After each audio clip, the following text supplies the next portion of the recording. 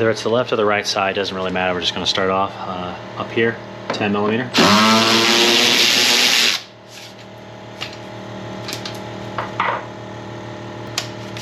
Then we're going to switch over down here to an 8 millimeter.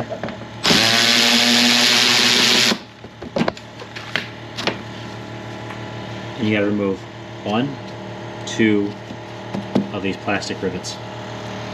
And all I'm using is just these pry tools. If you break them, it doesn't matter because the kit comes with a new one. Now that you got those off, what I like to do is pull on it until you see where they are. It's mostly sticking closer to the paint, which is right here. It means there's a clip right here. There's 2 ways to go about doing this. You can peel back this felt and get back there, and I can't show you, but you can run your finger back there, and once I remove it, I'll show you how it just clips in. It's just 2 or 3 plastic like fins that lock in here, and I'll show you in a second. But anyways, just pull it off. Here's what those fins look like. See, they just go in little slots on the side of the bumper, and that's all you got to do. Pull those out, and then you got to remove this 7 millimeter, and then this part's done. Well, we're not done on this side. Apparently the back right has a T20 Torx. The other side, the driver's side, did not. It was just 1 7 millimeter. So I don't know why the change, but that's what I'm going to remove it next. Just take it, pop. I just use a hook tool.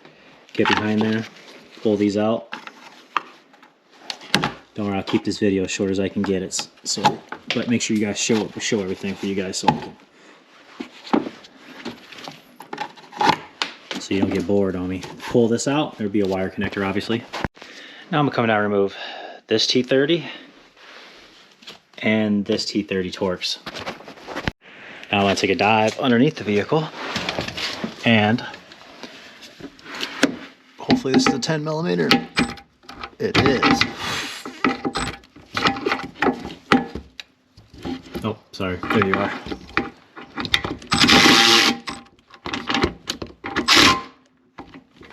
Can't get that.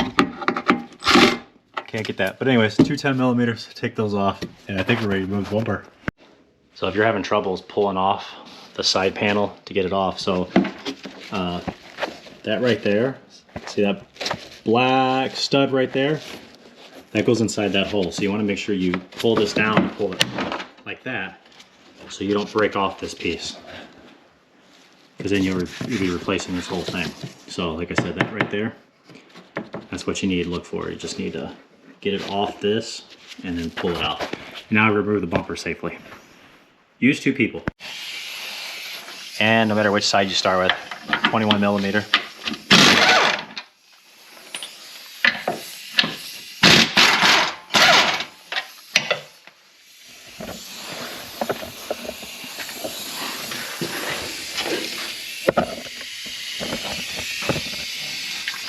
Not done.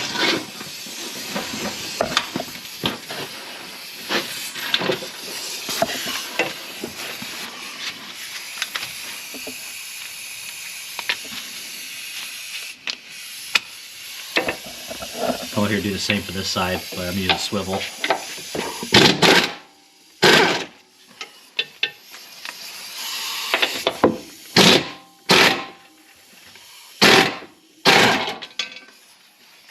Now repeat that for the other side. So I lied. I'm gonna come over here and, oh, look at that. That's not even on there. Someone's been in here before. I gotta figure out what's holding the rest of this exhaust up, because I'm gonna have to drop it down a little bit. So there. We're gonna go ahead and go with this one. I'm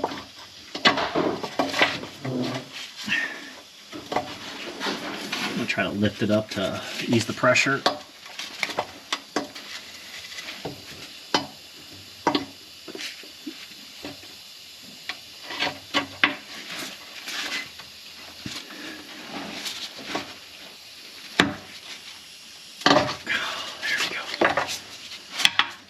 There you go.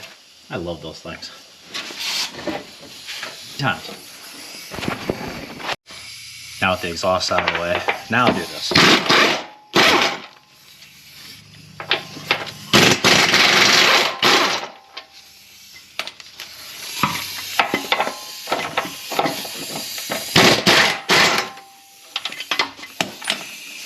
slide. Yep. All right. Now with the partner, you're gonna want to pull this out. It's easier if you pull this out at the same time. This whole black bracket's gonna come off. So now that you can see the whole hitch, but it is inside the slots, now what you want to do is, see if I can get a light in there. Right in the back, right there, is a little white slit. So if this doesn't go in all the way, and these little wings, or whatever bracket you're gonna have on whichever one you select does not go all the way in, you just gotta, I used a hammer and beat the hitch part up to kind of angle it down in the slot, if that makes any sense. Then we're just gonna reline up the bolts, which they're already in, and waiting for me to drive them in. Got those bolts in there. There's 8 of them. Just don't forget them. There's no torque specs, at least none provided, so that kind of sucks, but oh well, they're in there really tight, so it'll be okay.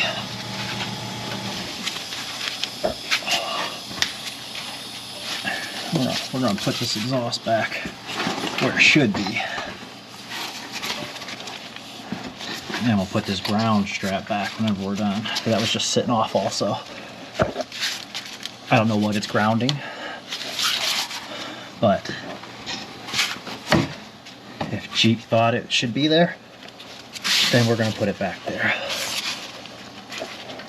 Okay.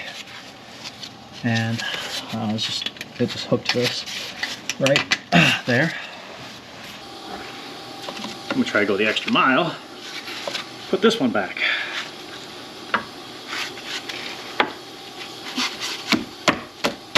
There. I don't know why that wasn't on there again previously, but oh well. All right, so now the hitch is done. Now it's time to go take care of the fascia and drilling and stuff. It's super freezing outside, so I had to bring this inside. So anyways, what's really nice about this is, I don't know if you could tell, I wiped away all the salt, but it gives you, here's the line to cut this out. It goes all the way up. Yeah, it gives a cutout.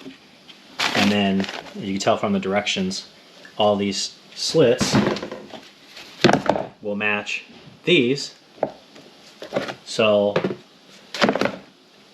yeah, so you're only cutting out for these. And it tells you where to cut on here. So just follow directions, you can't mess this part up, I guess. It's really nice. So all I'm using is this 3-inch cutting disc, and I'm just following that line. I know it's so dirty. But anyways, that's the line. I'm just gonna follow that all the way up and around. All right, so you just got it in. And then they come with these metal clips.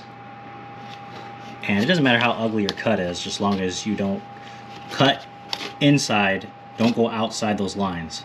You can always widen it out, but you can't really take it back, and you want it to look good on the outside. Yeah, once you cut the slots in, there's these metal tabs you just push in. There's 4 of them, and that locks that rear fascia in. And now I'm just going to hang the bumper. Now we're down in here into the slot, and just going to get the bumper sitting right, perfect. And then now you got this guy right here, which slides in, but I don't know if it's going to be easier. Let's just do this first. So I'm gonna grab the wiring harness. It's already comes with the car. I know the 2021s did not, but this one does. So I'm just going to move this cap. There. Had to actually stick a screwdriver in there and undo that flap. It's just so full of salt that it did not want to go. All right. Now, this feeds in like this. It only goes in one way, so you can't mess it up.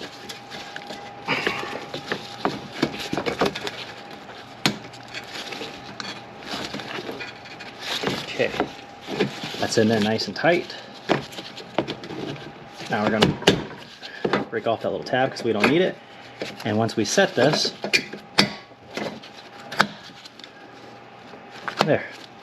there's your trailer, and I don't know what this is for. I'm not sure what that's for, but anyways, there you go. there you have it. That's all, that part's done. Now I'm gonna get the bumper fastened back up. You can kind of see what it's starting to look like. Looks a lot better. Real quick tip before I put this rear right light on is, here's this little black, whatever. I don't know, it just helps hold up the bumper, but that just goes, I just wanted to show you a little bit better how it sits in that second or middle slot on both sides, and that helps it hold up. And that way you can wrap it around and lock in the sides. Let's just finish up this side over here. What the heck, I'll show you guys. I cut out enough to make it short so you guys can stay entertained but get all the information that you need. Put in that 7mm, and then you see this bottom piece right here. We're gonna tuck it behind the black. It goes back here. Oh. And do yourself a favor, you're gonna drop your car off somewhere. At least give it a car wash. Don't drop it off with more salt than on these roads. So yeah, there, we're gonna set it just like this. I'm gonna switch over and do that 8mm.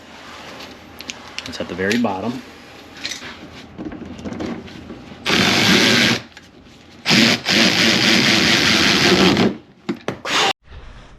Not sure where we left off. Anyways, I got the 8 in, the 7 in. Okay, you know what? It really doesn't matter where we go from here. We do know the one up top is a 10mm bolt, which I will have to find here shortly. And most kits, they supply you with these plastic rivets, and they're actually the exact size of what you need. So I'm gonna line all this up like that. And you're gonna need one of these guns. You get them off Amazon or whatnot. I like the small ones. They do make larger ones, which, let me see if I can show you a larger one. No, I can't, but anyways, there is a larger ones. I use the steel and stuff like that, but this one's really nice because it can fit. So you're just gonna, oh man, okay, so I botched that one. So there, we're gonna want to put this plastic rivet all the way down. Put that in there to the base, like this. There we go. See it pull really close to.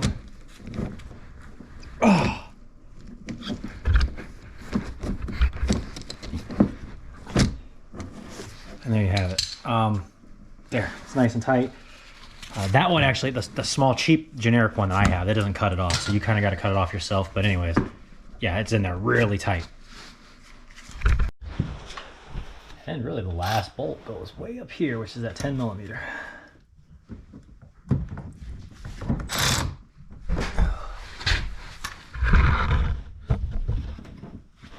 Oh, gotta make sure you line them up.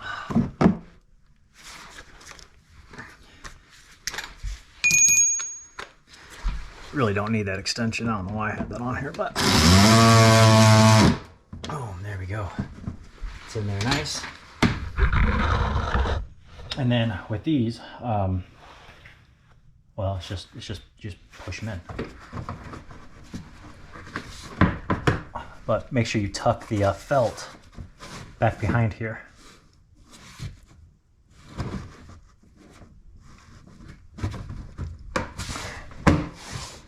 Push back in. Now you are, little tip, you are supposed to put this back on before you put those rivets on. And now that I just realized what I did, I'm gonna take it out and fix it. But anyways, that's how you put the bumper on. I made some mistakes. This was my first time doing Grand Cherokee. I've done Cherokees and most other cars before, but a couple things I gotta fix on here. But anyways, that's what it looks like. Looks really nice. And hopefully they like it. Like, subscribe, and see you guys next time.